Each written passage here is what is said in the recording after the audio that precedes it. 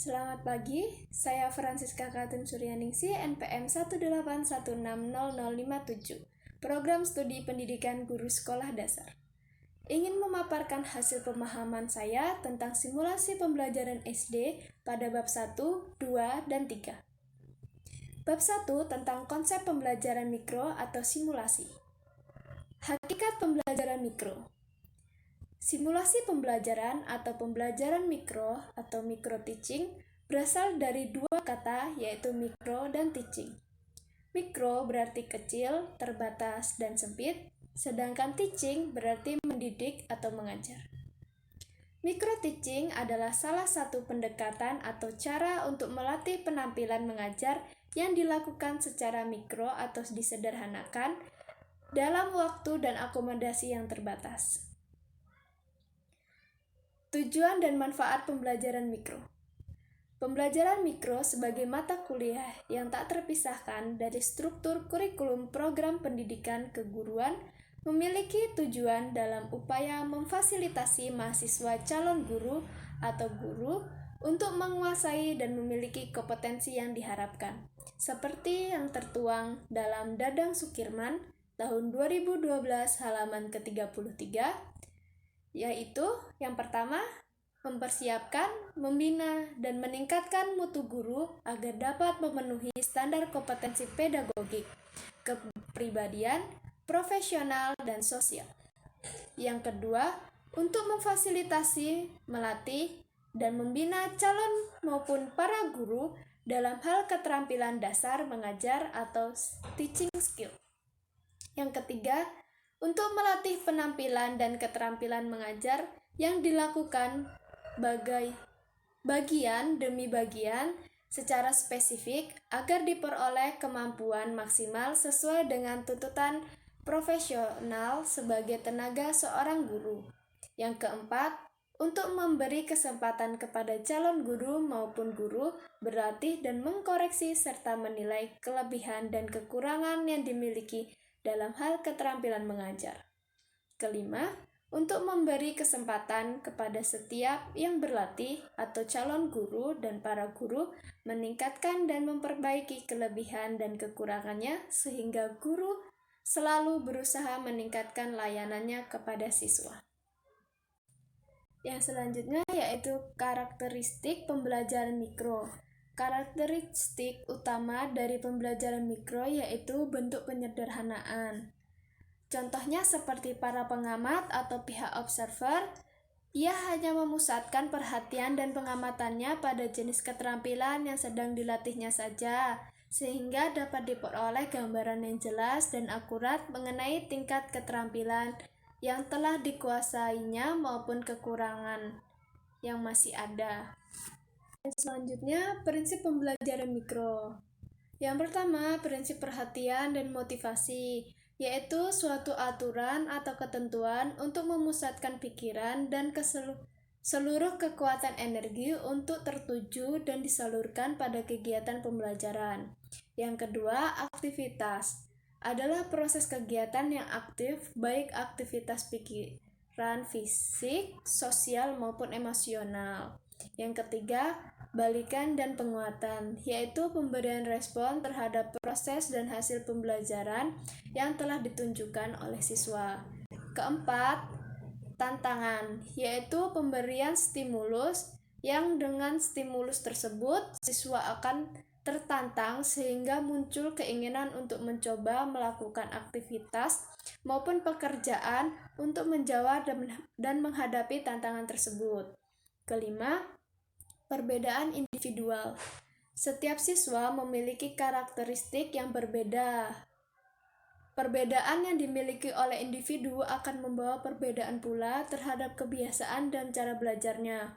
Oleh karena itu, pembelajaran, kalaupun tidak bisa seutuhnya menyesuaikan dengan karakteristik setiap siswa, akan tetapi harus diusahakan agar kesamaan-kesamaan umum yang dimiliki oleh siswa bisa terlayani melalui pembelajaran yang didasarkan pada prinsip. Selanjutnya, unsur-unsur pokok pembelajaran. Ada 4, yaitu yang pertama tujuan atau kompetensi, Yang kedua, materi yang harus dipelajari siswa. Yang ketiga, metode dan media. Yang keempat, yaitu evaluasi. Yang selanjutnya, bab 2 tentang metodologi pembelajaran. Pembelajaran dalam kurikulum 2013 bercirikan 2, yaitu yang pertama ada pendekatan saintifik dan tematik terpadu.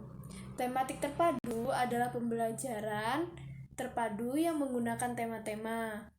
Pembelajaran tersebut memberikan pengalaman bermakna bagi siswa secara utuh. Sedangkan pendekatan saintifik adalah pembelajaran yang mendorong anak untuk melakukan keterampilan-keterampilan ilmiah. Ada 5 langkah pendekatan saintifik. Yang pertama mengamati, kedua menanya, ketiga mengumpulkan informasi, keempat mengasosiasi, kelima mengkomunikasikan.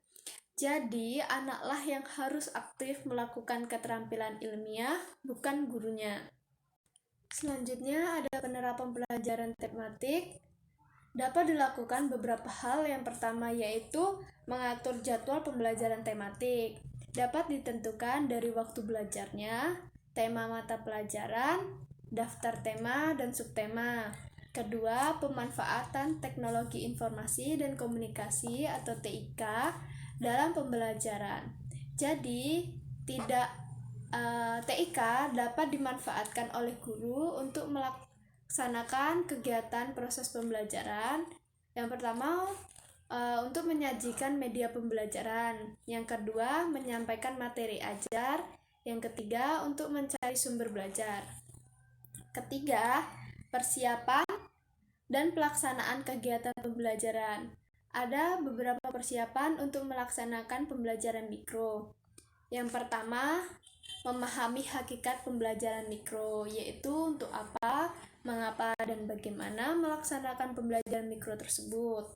Yang kedua, mempelajari dengan mendalam jenis-jenis keterampilan dasar yang akan digunakan dalam pembelajaran mikro. Yang ketiga, itu untuk melakukan proses observasi ke sekolah, tempat berpraktek atau latihan. Keempat, membuat persiapan tertulis, yaitu membuat rancangan pelaksanaan pembelajaran yang akan digunakan dalam pembelajaran mikro. Yang kelima, membentuk kelompok. Selanjutnya ada kegiatan pelaksanaan pembelajaran dalam pembelajaran mikro. Ada 3 kegiatan yang harus diterapkan dalam pembelajaran mikro. Yang pertama yaitu kegiatan pendahuluan. Kegiatan pendahuluan yaitu kegiatan pembukaan, di mana guru harus mampu menyiapkan diri peserta didik, baik secara fisik, psikis, maupun emosional, serta membangkitkan motivasi semangat siswa. Kedua, kegiatan inti, di mana guru menerapkan materi pembelajaran yang akan diajarkan pada hari itu.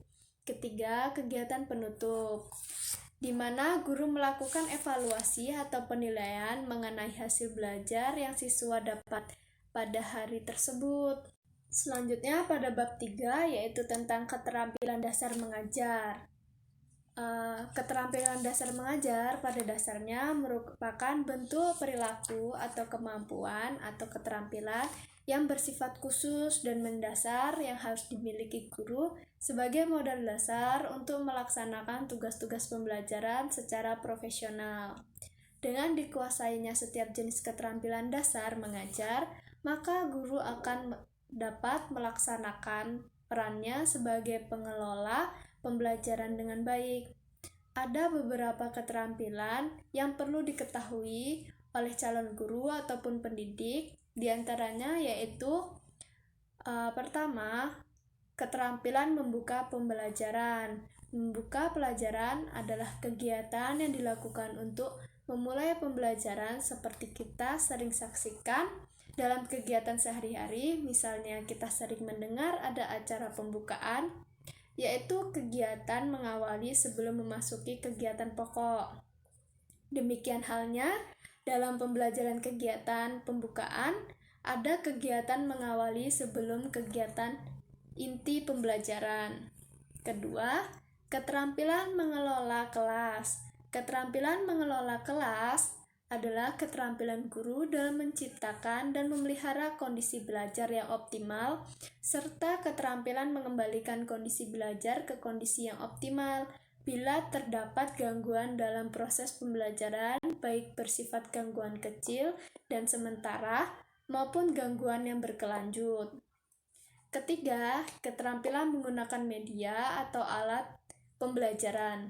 Dengan menggunakan media, pembelajaran akan berjalan efektif dan efisien, dan juga dengan adanya media, pemahaman siswa yang masih bersifat abstrak atau sulit dipahami akan lebih bersifat konkret atau nyata ketika menggunakan media pembelajaran.